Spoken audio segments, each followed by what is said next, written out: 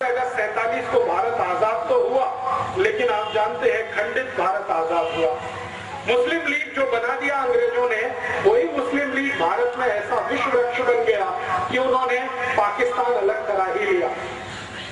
मुस्लिम league ने जो पाकिस्तान अलग कराया भारत देश से, इसमें अंग्रेजों ने पूरी भूमिका निभाई। और अंग्रेजों का यह था कि मुस्लिम लीग को भारत में इतना बढ़ावा दो कि ये कांग्रेस के हिंदू नेताओं से थोड़ी बड़ी संस्था हो जाए। तो मुस्लिम लीग का सारा फंड अंग्रेजों के यहाँ से आता था। आपको सुनकर आश्चर्य होगा, मोहम्मद अली जिन्ना जितना भी पैसा खर्च किया वो सब अंग्रेजों ने डोनेशन में दिया। और मोहम्मद अली जिन्ना का एक लेफ्ट हैंड और राइट हैंड मैन माना जाता था, सोहरावर्दी करके, वो कलकत्ता का बड़ा नेता था। सोहरावर्दी जितना खर्चा किया वो सब अंग्रेजों ने डोनेशन में दिया। अंग्रेजों का एक अखबार निकलता था इस देश में, जो अभी भी निकलता है, उसका नाम था द टाइम्स ऑफ इंडिया। ये अंग्रेजों का अखबार आज भी है। अंग्रेजी एक कंपनी है जिसका नाम है बेनेट एंड कोलमैन, ये उसी कंपनी का अखबार है, तभी से निकलता है। तो टाइम्स ऑफ इंडिया की ये पॉलिसी थी कि मुस्लिम लीग का नेता छोटी से छोटी सभा का आयोजन करे तो उसको बड़े से बड़ा पोस्टर बनाकर, उसकी बड़ी न्यूज बनाकर टाइम्स ऑफ इंडिया के फ्रंट पेज पर देना। कई बार ऐसी हंसी आती है, मोहम्मद अली जिन्ना को जुकाम हो गया, खांसी हो गई, तो टाइम्स ऑफ इंडिया की फ्रंट पेज की न्यूज होती थी कि मोहम्मद अली जिन्ना कल से बीमार है, वो घर से बाहर नहीं निकला, उसको फ्रंट पेज पे कवरेज होता है। और आपको मैं एक आश्चर्य करने वाली बात बताता हूं कि मोहम्मद अली जिन्ना मुस्लिम लीग का नेता था, मुसलमानों का नेता वो कभी नहीं बन पाया।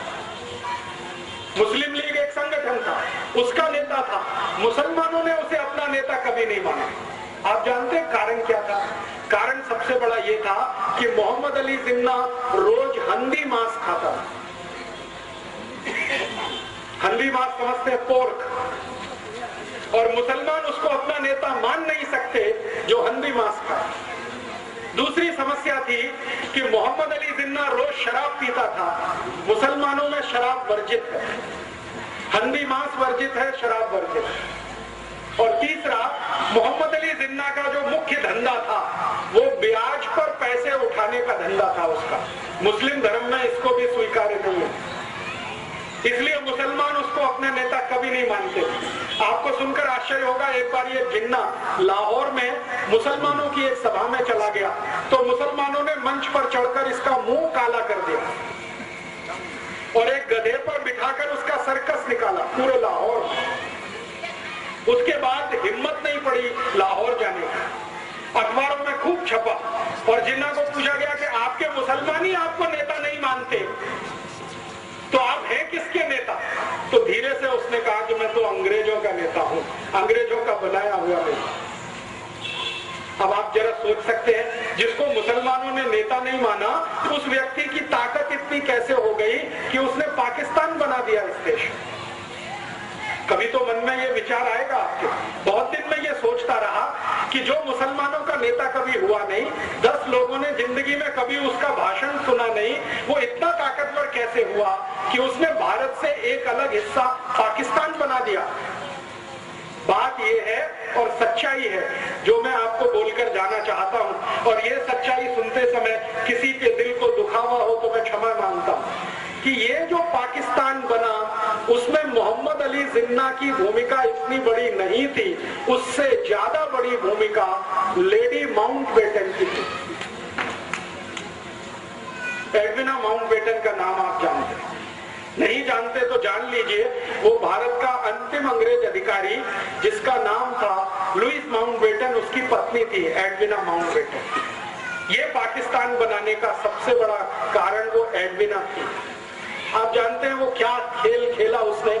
एडविना माउंटबेटन लंदन के हैरिस कॉलेज में पढ़ती थी जिसमें ये जिन पढ़ा करता था, और उसी कॉलेज में भारत के पहले प्रधानमंत्री पंडित जवाहरलाल नेहरू भी पढ़ते। हैरिस कॉलेज में 3 लोग पढ़ते थे साथ में एक ही क्लास में ध्यान देना, जिन्ना, मोहम्मद अली, पंडित जवाहरलाल नेहरू और एडविना। उस समय वो माउंटबेटन नहीं थी, शादी उसकी बाद में हुई। तो एडविना जिन्ना और नेहरू एक ही क्लास में पढ़ते थे और रिकॉर्ड्स और दस्तावेज बताते हैं कि एडविना से दोनों लगे हुए थे। ये डॉक्यूमेंट्स बताते हैं। और एडविना इतनी चालाक महिला थी कि दोनों को हैंडल करती थी, इतनी चालाक। एक को सवेरे मॉर्निंग में, दूसरे को शाम में, दोनों को हैंडल करती। और जिन्ना और नेहरू का सबसे बड़ा जो झगड़ा होता था वो एडविना को लेकर। ये झगड़ा वहां से शुरू हुआ, हैरिस कॉलेज से। नेहरू जी पढ़ाई करके वापस आ गए, जिन्ना भी पढ़ाई करके वापस आ गया। दोनों ने यहाँ इस देश में वकालत करने की कोशिश की, लेकिन चली नहीं। न नेहरू जी की वकालत चली, न जिन्ना की वकालत चली। दोनों बैरिस्टर थे, उनको जिंदगी में कभी कोई केस ही नहीं मिला लड़ने के लिए। कारण समझते हैं? कारण बिल्कुल स्पष्ट है कि केस उसको मिलता है जिसके जीतने की संभावना होती है। नेहरू जी के बारे में सब जानते थे कि इसको कोई दम नहीं है जो जीत पाएगा एक भी केस। तो वकालत चली नहीं, तो नेहरू जी कांग्रेस में ज्वाइन हो गए। उनके पिताजी ने उनको कांग्रेस में डाल दिया। पिताजी का सपना था कि मैं नहीं तो मेरा बेटा कोई ना कोई दिन देश के बड़े पद पर आना। उसके लिए मोतीलाल नेहरू ने एक पार्टी बनाई जिसका नाम था स्वराज्य पार्टी, और अंग्रेजों से उन्होंने तालमेल करके इस देश में सरकार बनाने का काम भी किया। और उनका ये कैलकुलेशन था मोतीलाल जी का कि एक ना एक दिन अंग्रेज भारत से जाएंगे, मेरी स्वराज पार्टी और अंग्रेजों के बीच कोई समझौता हो जाए तो सत्ता का हस्तांतरण स्वराज पार्टी को होगा और नेहरू देश का प्रधानमंत्री बने। इस हिसाब से उन्होंने खेल खेला और उसी खेल में थोड़े दिनों में एडविना भी आ गई। जब अंतिम समय आया, लुईस माउंटबेटन को ब्रिटिश पार्लियामेंट से भेजा गया, तो लुईस माउंटबेटन को भारत भेजने से पहले उसकी शादी एडविना के साथ कराई गई। क्योंकि अंग्रेज खुफिया पुलिस थी, उनको मालूम था कि नेहरू और जिन्ना की वीकनेस क्या है, कमजोरी क्या है। अंग्रेजों की खुफिया पुलिस हर हिंदुस्तानी बड़े नेता पर नजर रखती थी। तो अंग्रेजों की खुफिया पुलिस की रिपोर्ट के आधार पर एडविना को भेजा गया माउंटबेटन के साथ, और माउंटबेटन को कहा गया कि तुम इसको दिखावे के लिए अपनी पत्नी स्वीकार करो, वैसे ये है नहीं तुम्हारी।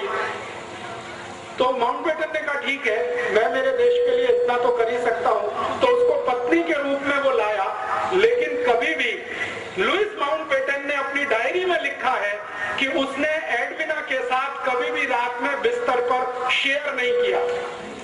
वो दूसरों को दिखाने के लिए पति पत्नी थे, लेकिन असलियत में नहीं थे। और जैसे ही माउंटबेटन यहाँ आ गया तो एडविना को कहा गया कि अब तुम तुम्हारा खेल खेलो। तो एडविना ने एक दिन नेहरू को बुलाया और अगले दिन जिन्ना को बुलाया और कहा कि ठीक है, हम लंदन में जो किया करते थे वो यहाँ भी हो सकता। तो नियमित रूप से नेहरू और जिन्ना ने एडविना के यहाँ जाना शुरू किया, दारू पीना उसके साथ बैठकर, शराब पीना उसके साथ बैठकर। मेरे पास कुछ फोटोग्राफ्स हैं, कभी मैं आपको दिखाऊंगा तो आप दंग रह जाएंगे। नेहरू जी एडविना के साथ बैठकर शराब पी रहे हैं, एडविना के साथ बैठकर सिगरेट पी रहे हैं, एडविना को किस कर रहे हैं, चुंबन ले रहे हैं, उसके साथ डांस कर रहे हैं। ऐसे मेरे पास 7 फोटोग्राफ्स, 7। तो ये चलना शुरू हुआ खेल। आप जानते हैं कि चरित्र सबसे कमजोर कड़ी होता है किसी भी पुरुष के लिए। अगर चरित्र से कोई गिरना शुरू हो जाए तो उसकी अंतिम सीमा नहीं होती है। वो कहां तक जाएगा कोई नहीं जानता। हमारे भारत में एक पुरानी कहावत कही जाती है, और वो पुरानी कहावत है, if wealth is lost nothing is lost. आपका पैसा चला गया तो चिंता मत करिए, फिर से आ जाए। फिर दूसरी बात कही जाती है, if health is lost something is lost. आपका स्वास्थ्य चला गया तो थोड़ा कुछ तो गया। लेकिन लास्ट सेंटेंस है, but if character is lost everything is lost. चरित्र गया तो सब चला गया, उसके बाद कुछ बचता नहीं। तो नेहरू जी के साथ यही समस्या थी और जिन्ना के साथ भी यही समस्या थी। जिन्ना और नेहरू चरित्र के इतने हल्के आदमी थे कि जानते हुए भी कि वो दोनों एक ही औरत से फंसे हुए हैं, वो आगे बढ़ते गए। एडविना ने दोनों को इस्तेमाल करना शुरू किया। 3 जुलाई 1947 को नेहरू जी एडविना से मिलने गए। रात को उसने फोटोग्राफ्स लिए, नेहरू जी के बेड में फोटोग्राफ लिए, और वो फोटोग्राफ नेहरू जी के लिए बहुत गंभीर तकलीफ का कारण बन गए। एडविना ने एक दिन वो फोटो दिखाए नेहरू जी को कि देखिए आपके फोटोग्राफ्स मेरे पास है, और वो फोटोग्राफ्स क्या है जो मैंने आपको बताया। अगर ये रिलीज कर दिए जाए पूरे भारत में तो आपकी क्या हैसियत होगी, और आपको जो सबसे आगे बढ़ाने वाला व्यक्ति है महात्मा गांधी, उनकी क्या हालत होगी। तो नेहरू जी ने एडविना को पूछा कि आखिर तुम चाहती क्या हो। तो उसने कहा कि एक पेपर है, उस पर आप साइन कर दीजिए। तो नेहरू जी ने कहा वो पेपर क्या है। तो उन्होंने कहा पेपर है कि भारत का बंटवारा करना है, हिंदू और मुसलमान के आधार पर करना, आप इसको साइन कर दीजिए। तो नेहरू जी ने कहा कि मेरी कांग्रेस वर्किंग कमेटी से पूछ लेता हूं। तो एडविना ने कहा इतना वक्त नहीं है मेरे पास, आप साइन करते हैं या कल ये फोटोग्राफ टाइम्स ऑफ इंडिया में छपते। नेहरू जी सरेंडर हो गए। रात को 3 बजे 3 जुलाई 1947 रात को 3 बजे उन्होंने भारत पाकिस्तान बंटवारे के पेपर्स पर साइन किए। अगले दिन सवेरे उसने जिन्ना को बुलाया, एडविना, और जिन्ना के साथ उसने यही खेल खेला। उन्होंने कहा मिस्टर जिन्ना आपके कुछ फोटोग्राफ्स मेरे पास हैं, आप चाहें तो मैं उन्हें टाइम्स ऑफ इंडिया में रिलीज करती हूं। तो जिन्ना बौखला गया। जिन्ना को मालूम नहीं था कि वो बहुत शातिर महिला है। हमारे भारत में इतिहास में आपने सुना विष कन्याएं होती थी, विष कन्याएं, एडविना वही थी, विष कन्या। तो जिन्ना परेशान, अपने फोटो देख के परेशान, क्योंकि जिन्ना का फोटो तो नेहरू जी से भी ज्यादा आपत्तिजनक अवस्था में था। अभी को मैं खोलकर नहीं कहना चाहता क्योंकि कैमरे पर रिकॉर्डिंग हो रही। तो जिन्ना तो और भी परेशान। तो उसने कहा नहीं नहीं ये फोटोग्राफ्स रिलीज मत करिए। तो उन्होंने कहा ठीक है आप फिर पेपर साइन कर दीजिए। तो जिन्ना ने कहा कि मैं तो मुसलमानों का नेता ही नहीं हूं। तो उन्होंने कहा हम बनाएंगे ना, आप चिंता मत करिए, हम बनाएंगे आपको मुसलमानों का, आप पेपर साइन करिए। तो 4 जुलाई को शाम को करीब 2:30-3 बजे जिन्ना से हस्ताक्षर लिए, 3 जुलाई को सवेरे 3 बजे नेहरू जी से हस्ताक्षर लिए, और वो अगले दिन अखबार में आ गया कि भारत और पाकिस्तान 2 अलग देश बनेंगे, पाकिस्तान मुसलमानों को मिलेगा, भारत हिंदुओं को मिलेगा, और इस तरह से देश का बंटवारा हो गया। इस बंटवारे में अगर आप देखना चाहें कि विलेन कौन है तो आपको बिल्कुल साफ दिखाई देगा। अगर मुझसे कोई पूछे तो पहला विलेन इस बंटवारे में पंडित जवाहरलाल नेहरू, दूसरा विलेन मोहम्मद अली जिन्ना। और मैं पंडित नेहरू को पहला विलेन क्यों मानता हूं, मैं आपको एक दूसरी घटना बताता हूं जो इतिहास में अभी दर्ज नहीं है, लेकिन डॉक्यूमेंट्स में वो घटना घटित है, डॉक्यूमेंट्स में उसका जिक्र है। वो घटना क्या है? घटना ये है कि भारत पाकिस्तान बंटवारा हो गया जिन्ना के हस्ताक्षर और नेहरू के हस्ताक्षर से। थोड़े दिन के बाद गांधी जी को यह पता चला। गांधी जी को पता चला तो गांधी जी ने अपना सिर पीटा। आप में से कोई शायद ये बात नहीं जानता है, गांधी जी को एक आदत थी, और वो आदत ये थी कि वो अपने पर जब गुस्सा करते थे तो अपना सिर पीटते थे, ऐसे करके बहुत तेज मारते थे, घूंसों से मारते थे, अपने को मारते थे। जिस दिन गांधी जी को पता चला कि नेहरू ने बंटवारे के पेपर्स पर हस्ताक्षर किए, उस दिन उन्होंने अपने को पीटा और उन्होंने कहा कि अब मैं जिंदा नहीं रहना चाहता, क्योंकि मैंने जिसको आगे बढ़ाया वो इतना कमजोर निकलेगा ये मुझे नहीं मालूम। परिणाम क्या हुआ? गांधी जी ने जिन्ना को बुलाया और कहा कि भाई तुम ये बंटवारा क्यों कर रहे हो? तो जिन्ना ने कहा बापू मैंने हस्ताक्षर कर दिए हैं, लेकिन आप मुझे एक वचन दो तो मैं मेरा एक एफिडेविट लगाने को तैयार हूं, और एडविना ने मेरे साथ जो ब्लैकमेलिंग किया है वो सबको बताने को तैयार हूं। गांधी जी ने पूछा क्या? उन्होंने कहा कि मुझे भारत का प्रधानमंत्री बनवा दो। गांधी जी ने कहा बस इतनी ही मांग है तुम्हारी? उन्होंने कहा हाँ, मुझे प्रधानमंत्री बनवा दो, मुझे पाकिस्तान नहीं चाहिए। तो गांधी जी ने कहा ठीक है मैं विचार करूंगा तुम्हारी मांग पर। अगले दिन नेहरू को बुलाया और नेहरू से कहा कि देखो जिन्ना तैयार है, वो एफिडेविट देना चाहता है, एडविना ने कुछ ब्लैकमेलिंग किया है, वो पूरे देश को बताना चाहता है, उसकी एक ही शर्त है कि भारत का प्रधानमंत्री उसे होना। बोलो। तो नेहरू जी ने कहा कि बापू, जिन्ना को भारत का प्रधानमंत्री तो क्या, मैं मेरे ऑफिस का चपरासी नहीं बना सकता, कारकुन नहीं बना सकता। तो गांधी जी ने कहा तुमको जिन्ना से इतनी दुश्मनी क्यों है? तुम दोनों साथ साथ पढ़े लंदन में हैरिस कॉलेज में, तुमको स्कॉलरशिप मिली, जिन्ना को स्कॉलरशिप मिली, साथ में जिस स्कूल में तुम पढ़े, साथ में रहे 15 साल, और तुम में दोस्ती इतनी ज्यादा थी, अब ये दुश्मनी इतनी क्यों? तो नेहरू जी ने असलियत नहीं बताई। जिन्ना और नेहरू जी की जो दुश्मनी थी उसका कारण था एडविना, और कोई दूसरा कारण नहीं। गांधी जी को बताया नहीं। नेहरू जी ने कहा कि मैं तो प्रधानमंत्री तो क्या चपरासी नहीं बना सकता। तो गांधी जी ने कहा कि फिर क्या होगा, देश का बंटवारा। तो उन्होंने कहा कि ठीक है, बंटवारा हो जाए, मुझे उसमें कोई आपत्ति नहीं। तो गांधी जी ने कहा कांग्रेस तो तैयार नहीं है इसके लिए। तो उन्होंने कहा ठीक है, कांग्रेस थोड़े दिन में तैयार हो जाएगी। ऐसे करके गांधी जी और नेहरू जी का वार्तालाप पूरा हुआ। फिर गांधी जी ने कांग्रेस वर्किंग कमेटी की मीटिंग बुलाई। 15 उसमें सदस्य थे। उन 15 सदस्यों के सामने गांधी जी ने कहा कि भारत आजाद होगा, लेकिन दुख है कि बंटवारे के साथ कौन प्रधानमंत्री बने। तो गांधी जी ने एक फॉर्मूला दिया कि कांग्रेस वर्किंग कमेटी जिसको अपना अध्यक्ष चुनेगी वो भारत का प्रधानमंत्री होगा। तो वोट डालने का काम किया गया। कांग्रेस वर्किंग कमेटी में वोट डाला, 15 लोगों ने वोट डाला, तो 13 लोगों का वोट सरदार वल्लभ भाई पटेल के पक्ष में गया। 13 लोग। एक वोट पंडित जवाहरलाल नेहरू के पक्ष में गया और एक व्यक्ति कांग्रेस वर्किंग कमेटी में एब्सेंट हो गया, वो वोट डालने नहीं आए। और जो व्यक्ति एब्सेंट था वो अनुग्रह नारायण सिन्हा नाम के एक व्यक्ति थे, पटना से थे, बिहार से। वो एब्सेंट हो गए। तो एक वोट नेहरू को, 13 वोट पटेल को। गांधी जी के फॉर्मूले के अनुसार पटेल भारत के प्रधानमंत्री बने, क्योंकि वर्किंग कमेटी ने अध्यक्ष चुना। जब नेहरू जी को पता चला कि वो इलेक्शन में हार गए, तो वो फिर गांधी जी के पास आए और उन्होंने जो वाक्य बोला वो मैं आपको ऐसे का ऐसे ही सुनाता।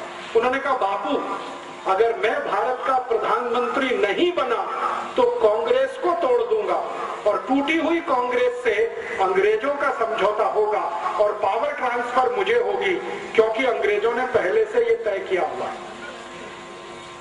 और ये बात सही है। ब्रिटिश पार्लियामेंट में ये तय हो गया था कि भारत में कभी सत्ता का हस्तांतरण करना पड़े तो नेहरू के हाथ में ही सत्ता देनी है। क्यों?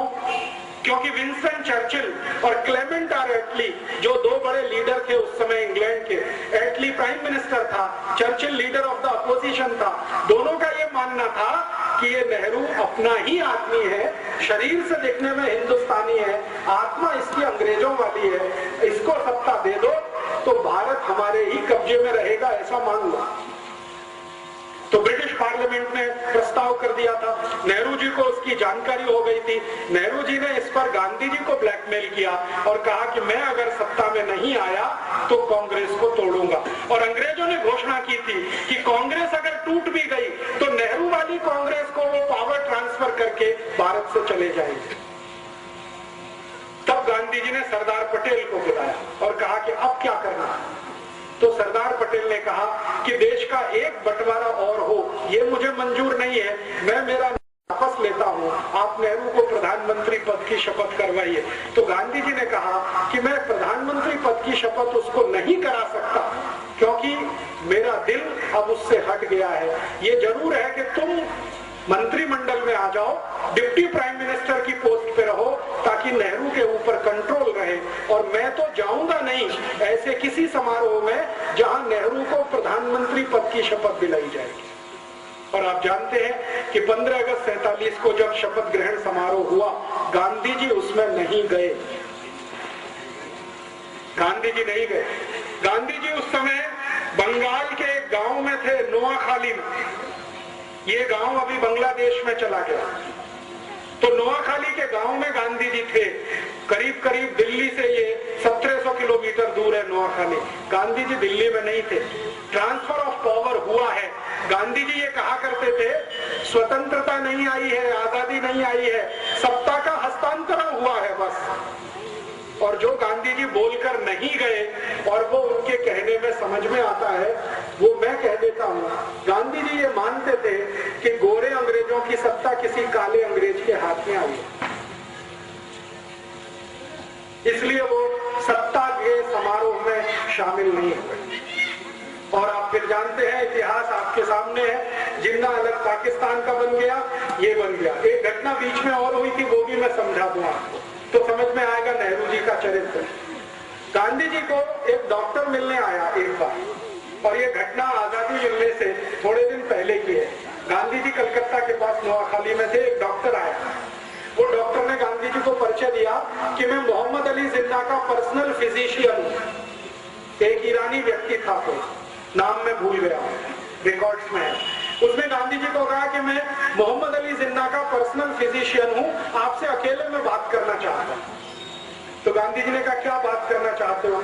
तो उन्होंने कहा, अकेले में, सबके सामने नहीं। तो गांधी जी उसको कमरे में लेके गए। अंदर जो बातचीत गांधी जी ने की, उन्होंने कहा कि देखो मेरी एक संकल्प है। गांधी जी ने डॉक्टर को कहा कि मेरी बातचीत में कोई तीसरा जरूर रहता है जो उसको नोट करता है, लिखता है। मैंने आपको क्या कहा, आपने मुझे क्या कहा।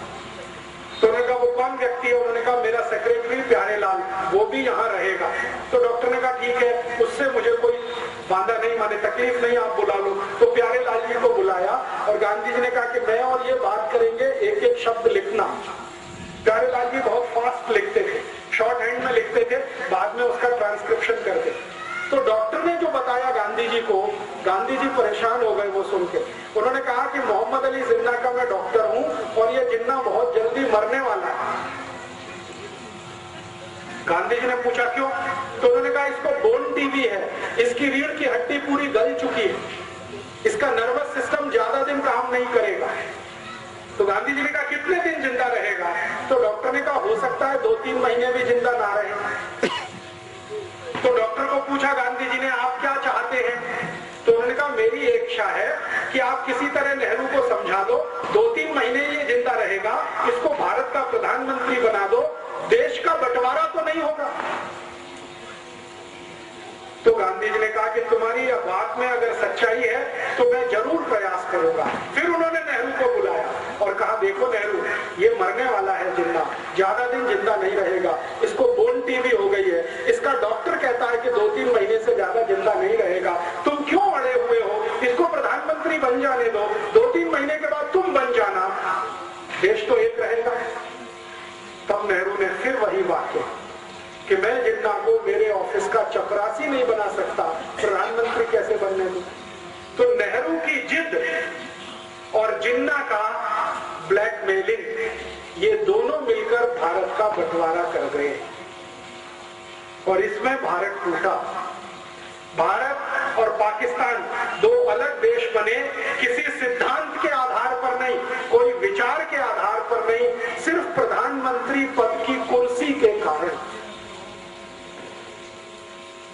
और मैं अभी सब लोगों को ये बोलता हूं कि नेहरू जी तो स्वर्गवासी हो गए 1964 में, लेकिन उनकी आत्मा अब भारत के उन सब नेताओं में प्रवेश कर चुकी है जो कुर्सी के लिए कुछ भी करने को तैयार।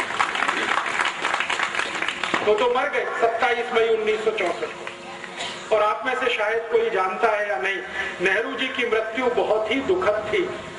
उनको सबसे खराब वो बीमारी हुई थी जिसको सेक्सुअल ट्रांसमिटेड डिसीज कहा जाता है, STD, आज का एड्स कह सकते हैं।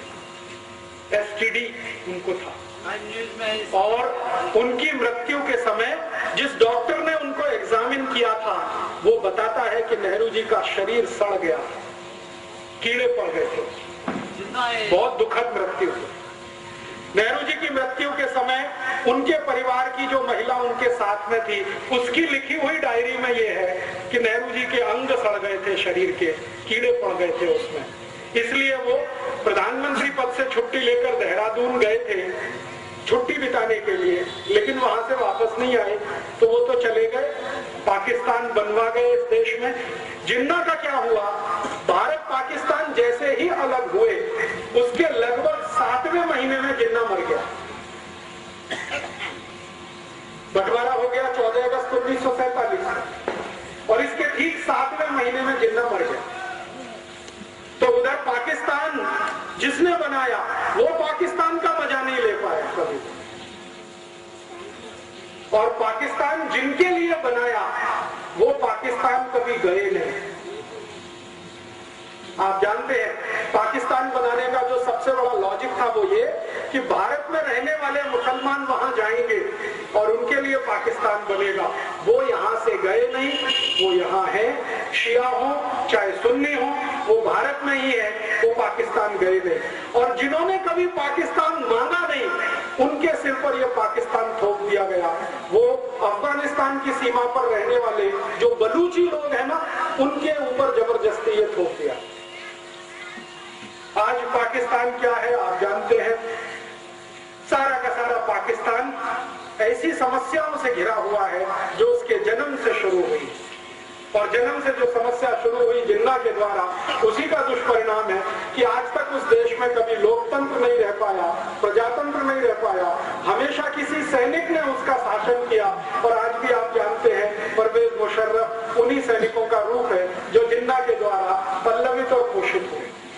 लेकिन भारत को एक बड़ा नासूर दे गए, और वो नासूर ये भारत के 3 विलेन, एक जिन्ना, नेहरू और एडविना, ये 3 विलेन को मैं मानता हूं भारत के बंटवारे के लिए जिम्मेदार।